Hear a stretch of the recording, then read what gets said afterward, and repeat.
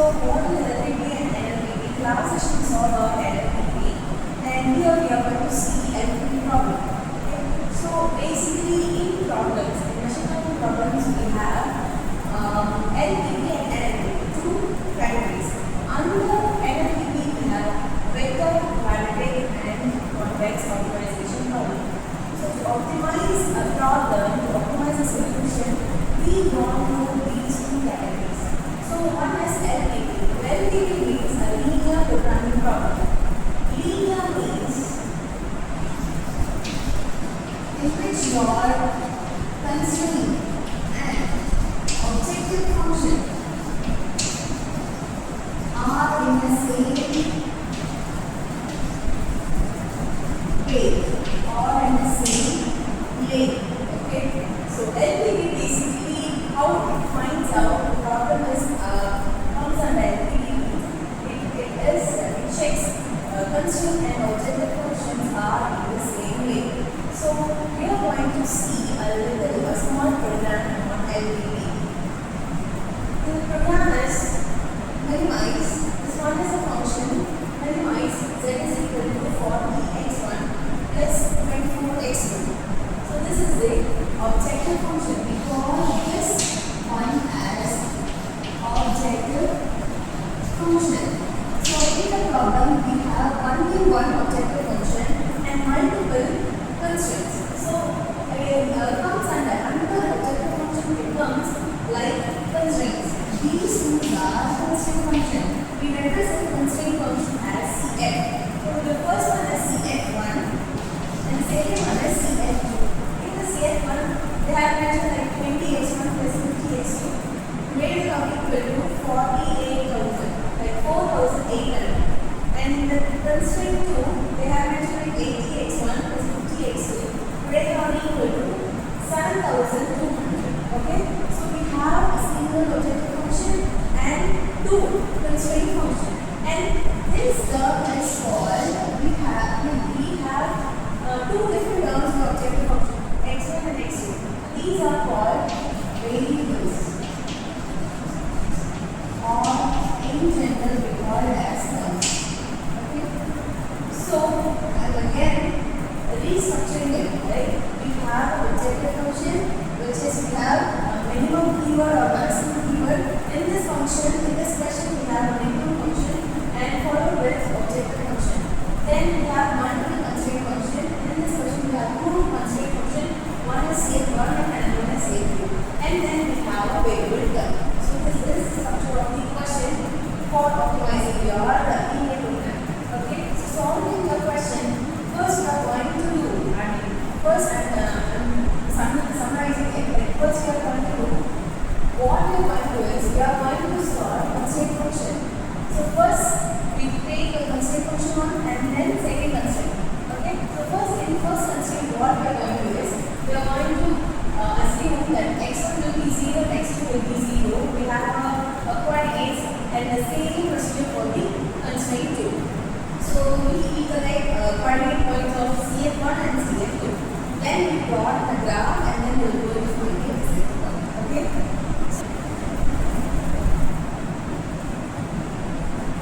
So this is structure of the question. We have constraint 1 and constraint 2. What we are going to do is we are going to assume x1 is equal to 0, x2 is equal. How many terms we have in the constraint? We are going to assume that will be 0. So what we are going to do is we are going to assume x1 is equal to 0, x2 is equal to 0, and we have the coordinate points.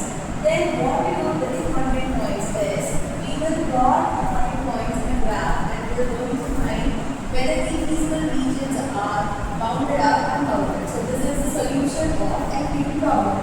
So first I'm taking the first constraint. First constraint is I'm representing CF1. So the first constraint in the question is 20x1 plus 50x2 equal to 4,850. In the question we have greater than or equal to, or basically they will give greater or equal to or less than or equal to. But what we are going to do is we are going to balance both the constraint function.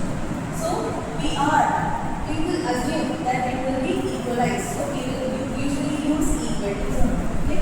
So it will be like first term, second the function. Okay, so this will be written like equal to. Then what I am going to do is we are going to assume the first term x1 equal to 0. Okay,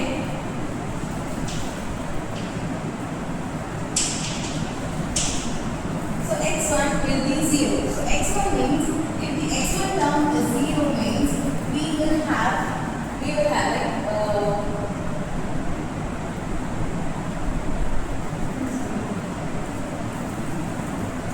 okay. So x1 will be 0. Assuming that x1 is equal to 0 in the given function. Okay.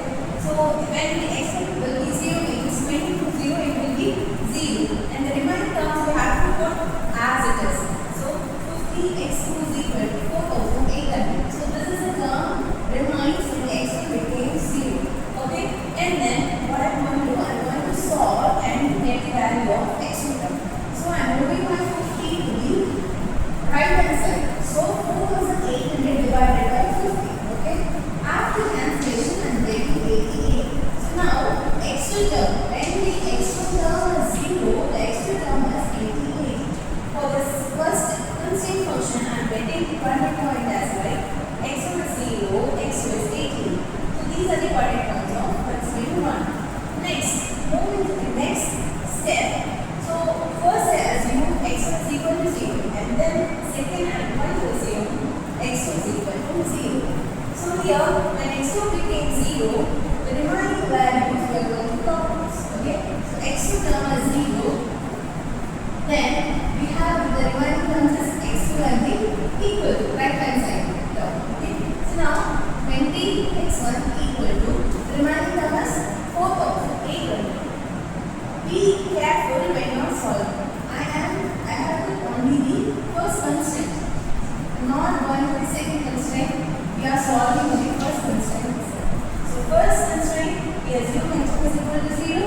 Now we are assuming x2 is equal to 0. So 20x1 is equal to 4800. Then this 20 now moves to the right hand side, which means denominator. It becomes denominator. So 4800 divided by 20. After cancellation, it will be like 240. So now we got the term x1 equal to 240. Then what we have to do is we have to collect all the coordinate points of constraint 1. Okay, constraint function 1. So for the CF1, we have these 4 coordinate points. All the two terms. The coordinate points are 0, 88 for x1 is equal to 0. When x2 became 0, we have 240, 0. This one is x1 here, 0 will be x. So this is the constraint function 1. And the same procedure carries out for constraint function 2. In this, we have the constraint function 2 is 80x1 plus 50x2 greater than or equal to 7200. So I have put this second constraint and represent it as like CF2. So CF2 is 80x1 plus 50x2 is equal to what we are doing here? We are normalizing, we are balancing our left and right hand side. So we have used equal to 80x1 plus 50x2 equal to 7200. Now, as usual, any one term can be considered as 0 in person and second is the other term.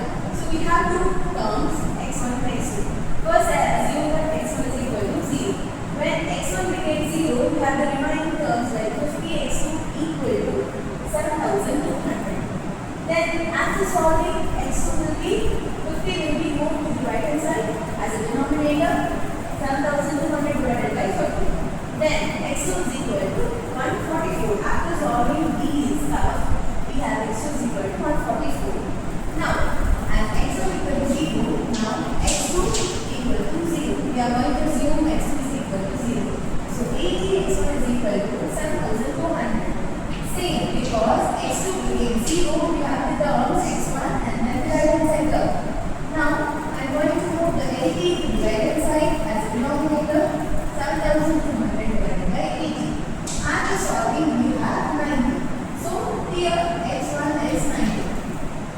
Then for the constraint function 2, C and Q, we have the coordinate points like 0, 144, the first coordinate point, and second one is 90, 0.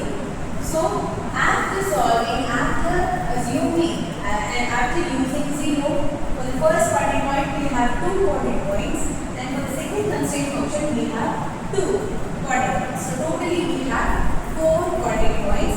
Now the second step is I am going to find out the intersect point using elimination method.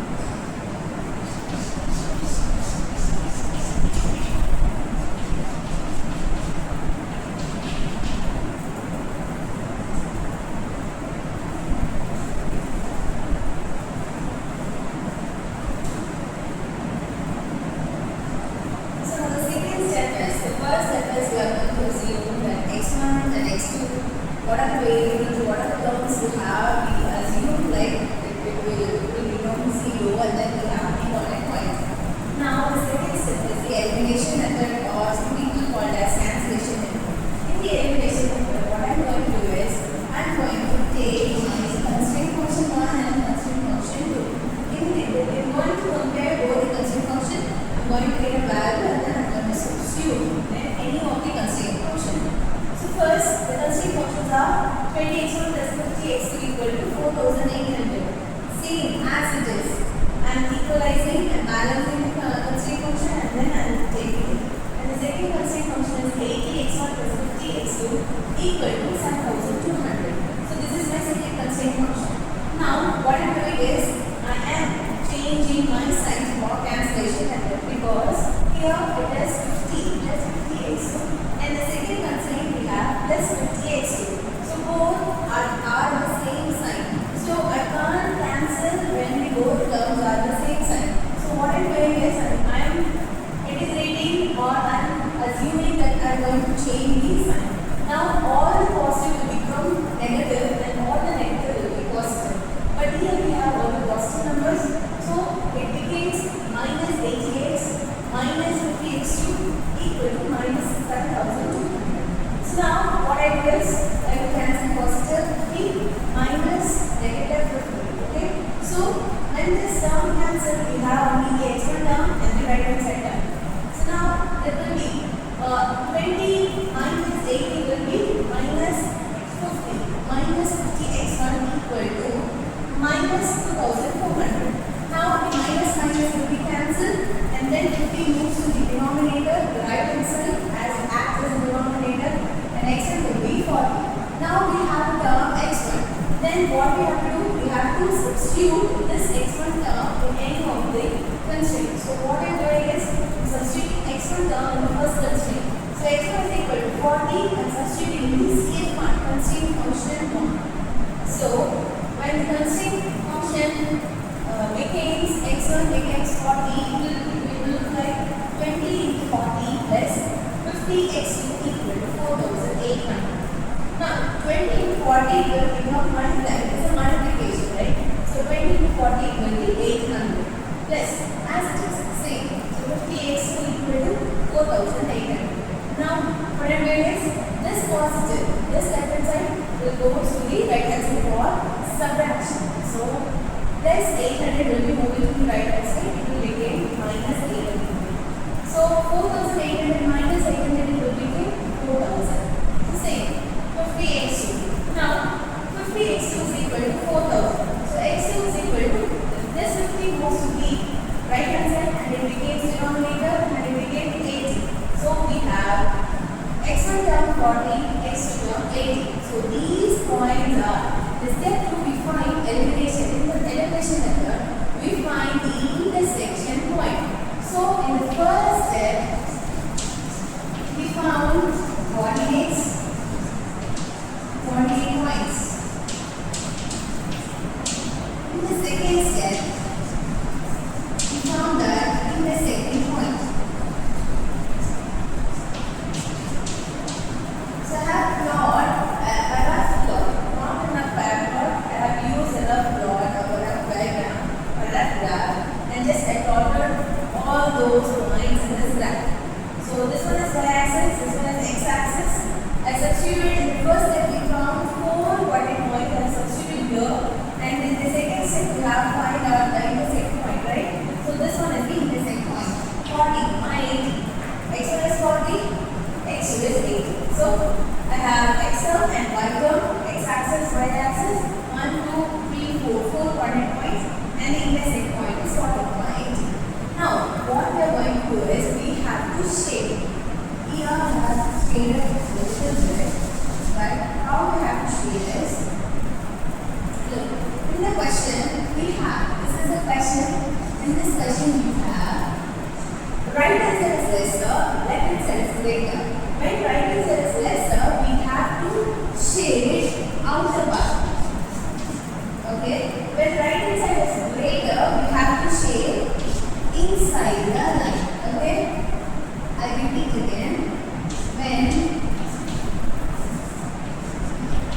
When left hand side is greater than right hand side, we have to shade outside.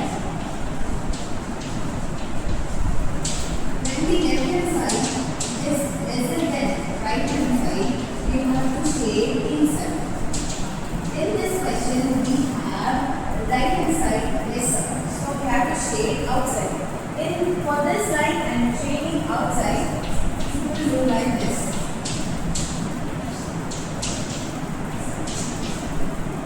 This one is for CF1 and this one is for CF2. Which means CF1 20 points and CF2 20 points. For this line actually outside because the right hand side is lesser. So then shading outside. Okay. Now what is the main thing is after shading you have to find the common region for both the lines. So this was the common region for both the lines. So what I'm going to do is this intersect point, double splitting it, and the intersect point and this one. Okay, so now I'm going to draw a table here using these three coordinate points and find the solution. And we are going to give the solution as now we are going to give the solution as the optimized solution. So this is the third step. How we take the points from the graph and then we'll find the optimized solution.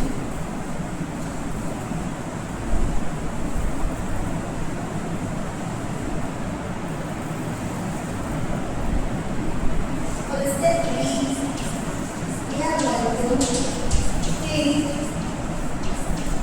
points from the graph. Okay. So from the graph, corner points are and then points, then your objective function will say what is going 40, 80, 240, 0, 0, and 44. So these three are the coordinate points from which we from the graph. Okay.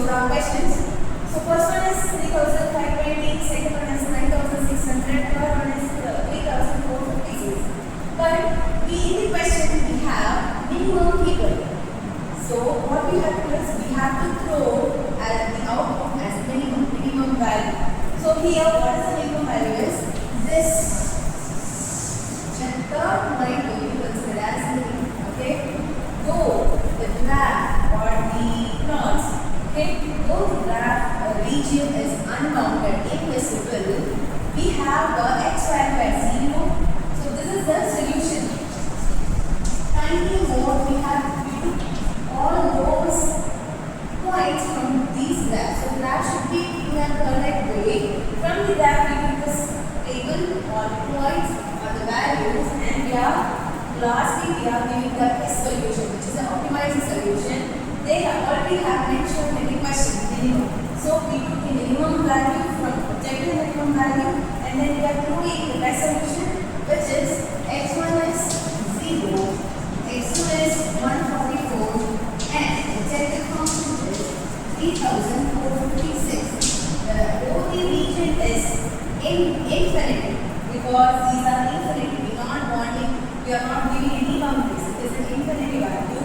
We will get x1, x2, and objective function, which is a minimum value. So this is the best solution for this LPP problem. So kindly check out the question which I am displaying on the screen, and then substitute those values in the objective function and prove the, or as the output will prove the minimum value.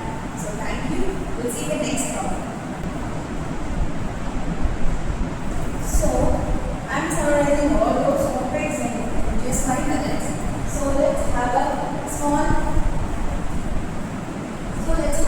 look over it.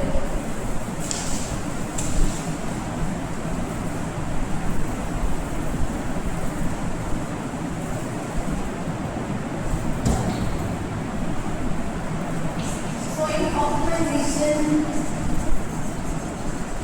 we have a lot of programming problems. Basically, our work is to given solution. So in the machine learning, we use optimization to get the best solution. So in mean, which means we have multiple solutions, but optimization will go the best solution. So here I am using the optimization methods. One is LPP, another one is NLPP. So LPP means linear, NLP means non-linear. Last video I have got NLP problem, which is a quadratic problem. So please do check on that. Under NLP, which is non-linear, we have vector. Second one is convex. Third one is quadratic. So these three comes under NLP. But here LPP, we don't have much solutions, because we are going to solve and we are going to give the best solution. So that is what LPP does. So LPP is a linear programming problem. Basically, LPP means we are balancing constraint and objective function the same way. So that is what linear. Constraint. So constraint means nothing but condition. Objective function means force. So we are achieving a solution. Using or solving or using a conditions, and we are actually going in the best way. That is what LPP does. So LPP means this, and NLPP means we have three categories. So that's all about the programming problem. How we solve this?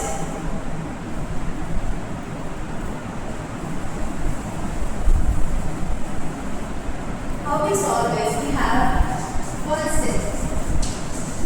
We have to balance our constraints. Basically, the constraints are conditions are represented using greater than or less than. But what we have to do is we have to balance our LHS equal to RHS. So this is the basic step. We can't say it's the first step, it's the basic step. In the first step, what we are doing is we are assuming what the term and the condition we are assuming it as 0. So in this example, we have x1 and x2 term, right? So first we are taking x1 term as 0, we will get x2 value. In the first step, we will consider 1.1, and in the second part, it becomes as 1.2.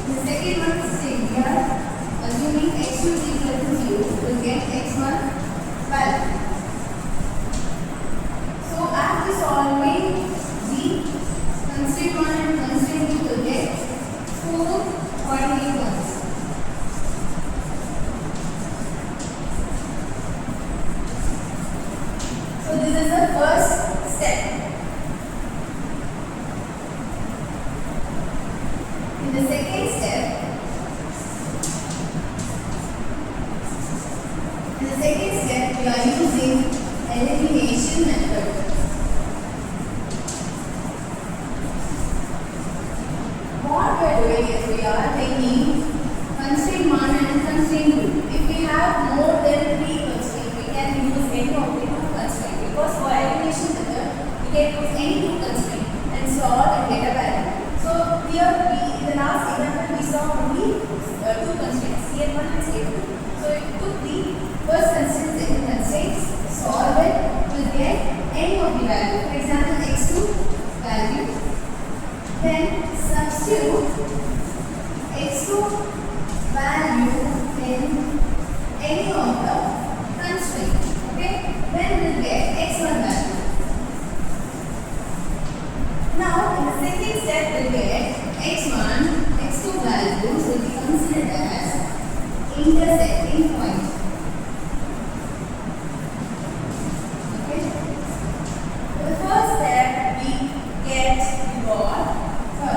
in the first step we got the coordinate points. In the second step we got the intersecting point.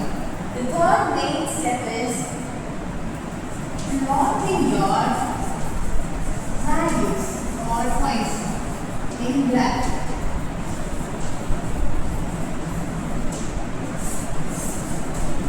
Probably it will be x and y, and you are going to substitute first constraint line and second constraint line. You will be getting two lines intersecting, and this will be the intersecting step 1.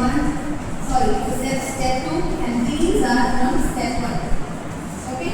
Now, then find the region whether it is infinitive or it is a bounded one. If it is infinitive, just you will take only 3 points. If it is bounded, it will consider like 4 points. 1, 2, 3, and 4. Okay. Then substitute those points. This is the main step, the last one. Substitute those points in objective function. Okay. So just substitute the points in the objective function, and as according to the keyword, just give the minimum point or maximum. That is the best solution. So thank you. In this session we have learned about LPP, one of the LPP problem, easiest problem. Just you try it out in your notebooks, and then just implement this solution or this method